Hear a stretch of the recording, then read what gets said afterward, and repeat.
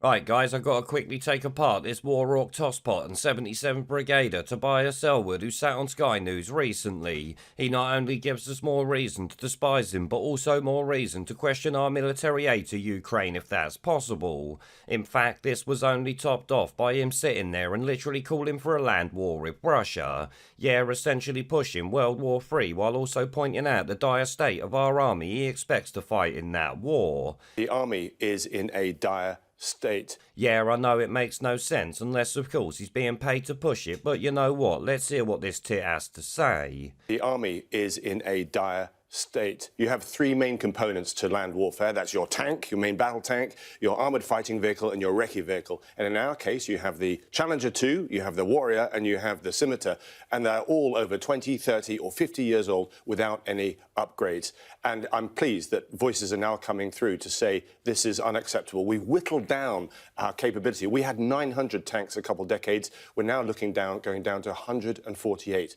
And as we see in Ukraine, tanks are still required on the modern battlefield. Well, there you hear him talk about the dire state of our army, which must surely make people question how we can afford to send equipment and money to Ukraine. But he also lies about the Challenger 2 tank not being upgraded, as you heard. This is nonsense because it's actually happening right now. The one for this tank is called the Challenger 2 Life Extension Project, with the tanks being called the Challenger 3 when they're done.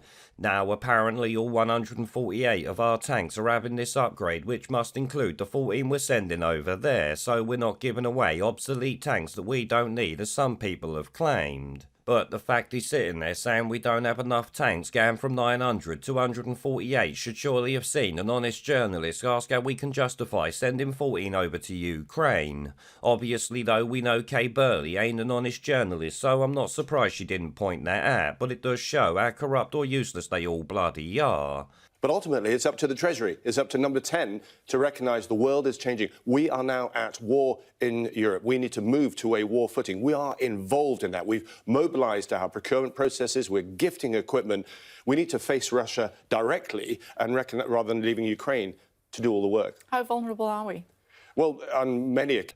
Yeah, he just called for open war with Russia on TV, and Kay Burley completely ignored how dangerously stupid that is to instead ask how vulnerable we are. I would say I can't believe it, but let's be honest, I actually bloody can. Obviously, though, Tobias Ellwood needs his bloody head checked, because sitting there calling for British soldiers to be sent into battle against Russia is deranged, especially when he says they're ill-equipped. The army is in a dire state. But I do love the fact he sat there at the start of the clip telling the public we're at war with Russia, when as far as many people know, we're helping Ukraine defend itself, not fight the Russians ourselves.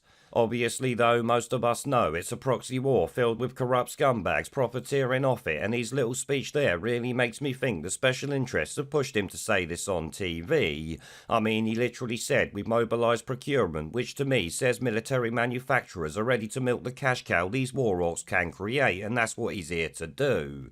We need to move to a war footing. We are involved in that. We've mobilised our procurement processes. We're gifting equipment.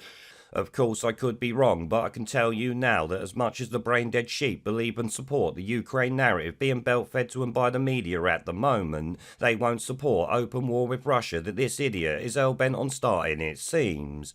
I mean, not once in his interview did he even mention peace, and to be honest, that's not surprising. He's not calling for Russia to pull out of Ukraine or anything like that, and is instead wanting us to go in and fight with them directly. That should tell you all you need to know about politicians, because remember, it's never them going into battle, is it?